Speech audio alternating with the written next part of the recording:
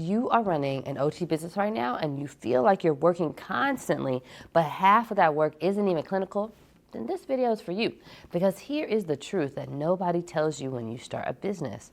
The clinical work is actually the easy part. It's the back end that eats you alive.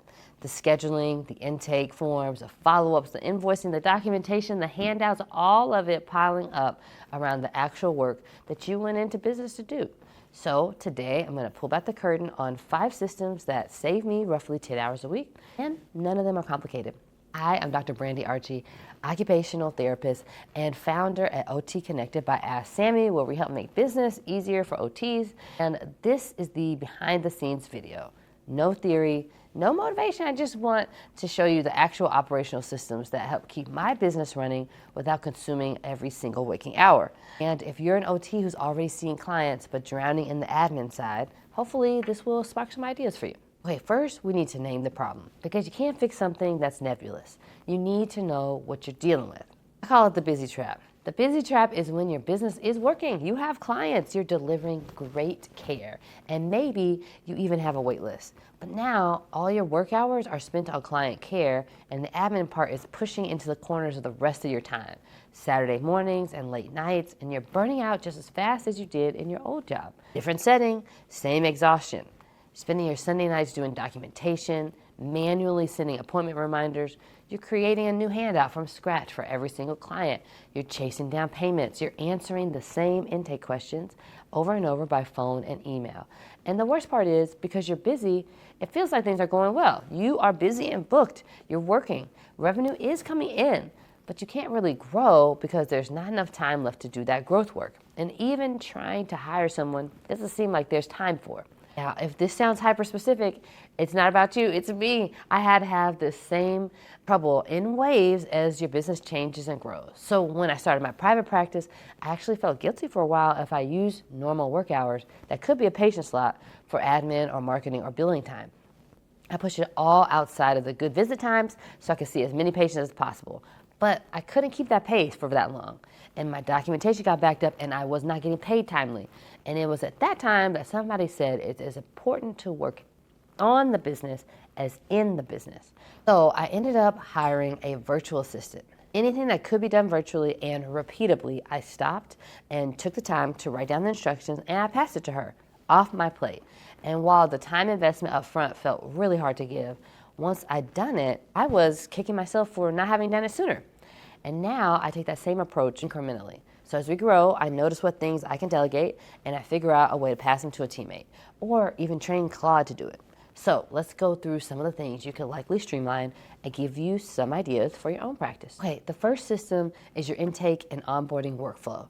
And if yours currently involves answering a phone call and asking a bunch of questions verbally, taking some notes, and then emailing the client, maybe some forms and instructions, we gotta fix that right now. Here's what a systemized intake could look like. A potential client reaches out. They hit a simple intake form. This can live on your website, in a link that you text them, wherever it makes sense for your population. That form collects everything you need before the first conversation. Their name, concern, availability, insurance status, acknowledgement that this is cash pay, and any relevant medical history. If your clientele isn't a fan of online forms, you can also do this with a phone-based AI system now too, where they can call in and the AI answers and does the intake. Now when you get on the phone with them, you're not spending 20 minutes collecting info, you already have it. The call is just 5 minutes, confirming the fit, answering questions, scheduling. After they book, they automatically get welcome email or text, and this includes what they should expect at your first visit, your cancellation policy, any paperwork that they need to complete beforehand, and directions or login information if it's virtual. All of this can be templated once, reused for every single client. First time it takes to set it up might be an hour, but then every minute after that is saved. So this action item is write down every step that happens between somebody contacts me and they show up at the first session, and then ask yourself which of these steps can be a form, a template, or an automated message. And then that's where you start. Okay, system number 2 is scheduling and automated reminders. I know it could sound basic, but if you don't take the time to set it up, I know some of you are actually scheduling by text message and manually reminding your clients the day before their appointment. That's costing you hours every single week, and it's costing you revenue. Because if you forget to remind a client and they no-show, that's money you don't get back. So here's a system. You need a scheduling tool that lets clients book from a link. It shows your real availability. They pick a slot, it confirms automatically, and it sends reminders. Maybe 2 days before, 24 hours before, and the day of. All automatic, you don't touch it. Tons of tools do this. I like to use Calendly. Some are free, some cost maybe $10 or $20 a month. It's the best money you'll spend in your business because it eliminates that back and forth, eliminates forgotten appointments, it enforces your cancellation policy automatically. All right, system number 3. This is your client materials workflow. And this is one where I see OTPs losing the most time because you're reinventing the wheel with every single client. Here's what I mean. You see a client, let's say it's a home safety assessment. You go home, you spend 45 minutes typing up a handout in Word. You add exercises, you search for a product recommendation, you format it and print it, maybe you email it. And then the next week, you see another client for a similar assessment. So you think you could just duplicate the last handout, but then you look at it and you realize, it's not quite right, and you spend more time editing it and personalizing it. That's not a workflow, that's a time leak. And here is the system you should be using. Build the handout templates for your most common client scenarios. Maybe it's a bathroom safety template, a fall prevention one, a balance exercise one, caregiver education. Whatever your top 5 client types are, build a template for each one. Now, when you see a client, you're not starting from zero. You're pulling up a template and then customizing 20 to 30% of it for that specific person. Maybe a few exercise changes, maybe the product recommendations shift, but the structure, branding, content, it's already done. This is exactly why Handout Builder inside of OT Connected the way we did. You can create a handout once, either with AI or manually, adding exercises from the library, product recommendations, resources, brand it with your logo and save it. Next time you have a similar client, you just duplicate it, make your adjustments, and you're done in minutes instead of starting from a blank document every single time. The OTPs who are using the Handout Builder say it saves them an hour every single time they use it. All right, system number 4 is your client follow-up sequence.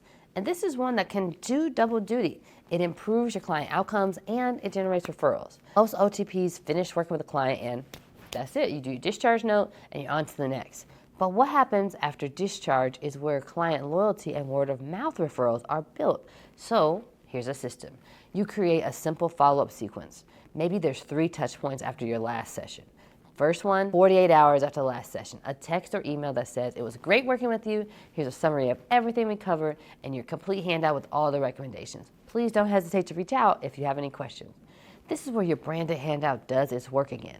You're not just following up, you're delivering a professional document, reinforcing everything you recommended, has your name and contact information on it. Plus, this is a great time to ask for a review or a testimonial. Okay, touch point 2, check in, 2 weeks later. How are things going with the modifications? Are your exercises feeling comfortable? And then the sentence we talked about in the last week's video, if you know anyone who might benefit from a similar assessment, I'd love to help. Touch point 3, maybe 3 months later. Longer term follow-up, just checking in to see how you're doing. Needs could change over time, so if anything has shifted and you'd like a reassessment, I'm here. 3 messages, templated, scheduled, you write them once, use them for every client, and the only thing that changes is the name and the specific recommendation. Most of us don't do this at all, which means if you do it, you stand out. In those 90-day check-ins, they catch clients whose needs have evolved and they reactivate referrals from people who you probably left out of your mind. It's the easiest recovery system you can build. Okay, system number 5 is financial tracking. And I put this one last because it's the one most of us avoid the longest, including me. But if you don't have it, you're running your business blind. Here's what I mean. I talk to OTPs who are seeing clients, collecting payments, and have really no idea if they're actually profitable. Yes, they see the money coming in. Yes, they see the money going out, but they couldn't tell you if their monthly revenue is, what their expenses are directly, their profit margin, or their effective hourly rate after overhead. And that's not business, that's a guessing game. The system doesn't need to be complicated, but you do need to track these 4 numbers every month. Number 1, your gross revenue. How much money came in before any expenses? Number 2, your total expenses. Everything that went out, that's software, insurance, supplies, marketing, gas, CEUs, all of it. Number 3, your net profit. Revenue minus expenses. This is what you earn. Then number 4, your effective hourly rate. Take your net profit divided by the total hours you worked, all the hours, not just your clinical ones. And then this number tells you what you're actually making per hour of your life spent on this business. The fourth number is the one that could change everything, because you might look at your gross revenue and think you're doing great. But when you divide your net profit by your total hours, you might realize you're making less per hour than you did working for somebody else. And that's critical information, because it tells you exactly where you need to either raise your rate, cut expenses, reduce admin hours, or increase your caseload. And this can feel hard, especially if you're billing insurance and the turnaround time on getting paid can be slow. But this is an important note too. That's about cash flow, and it needs to be managed as well. Once you start tracking and you understand what's going on, you can make changes to complement the gaps. Tools like AskSAMIE help you quickly track your expenses and organize your finances. AI models like Claude can help you pull together financial statements and understand your cash flow and talk to your numbers. There are lots of ways to do this, but the most important thing is to get it done consistently. Okay, 5 systems. I know that might feel like a lot, so let me tell you how to approach this without getting overwhelmed. You don't build all 5 at once. That's the first thing. Pick just one that's costing you the most time right now, and you fix that one first. So for most OTPs, it's system number 3, client materials, because you're doing it from scratch every single time. It's eating hours you don't actually have. So start there. You can go to OT Connected, open the handout builder, and create templates for your 3 most common client scenarios. Brand them, save them, and the next time you see one of those clients, pull up the template instead of starting from a blank page. That alone gives you hours back this week. Once that's running, move to intake, then scheduling, then follow-ups, then financial tracking. One system at a time, 1 month at a time, and in 5 months, your entire back end is built and you've reclaimed 10 plus hours in your week. And here's the thing I really want you to remember. None of this is glamorous. Nobody starts a business because they're excited about intake forms. But the OTs who build these systems are the ones who actually get to practice OT the way they want to, because they're not drowning in admin anymore. The boring stuff is what makes the exciting stuff sustainable. Okay, so here's your homework again. Go to otconnected.com, log in for free, create your account if you haven't already. Then open that handout builder and build just one template, your most common client scenario. Brand it with your logo, save it, and use it next time you see that type of client. That's system 3 done. 15 minutes, maybe. Then hop into our community, tell us which system you're building next, because I guarantee there's other OTs who are working on the same thing, and the best system ideas I've ever gotten came from other clinicians who'd figured it out before I did. So if you missed last week's video, I'm building a referral engine that sends you clients on repeat. Go watch that next, and I'll link it right here. These 2 videos actually work together. Last week was about getting clients. This week is about serving them efficiently. Both have to be running for the business to actually work.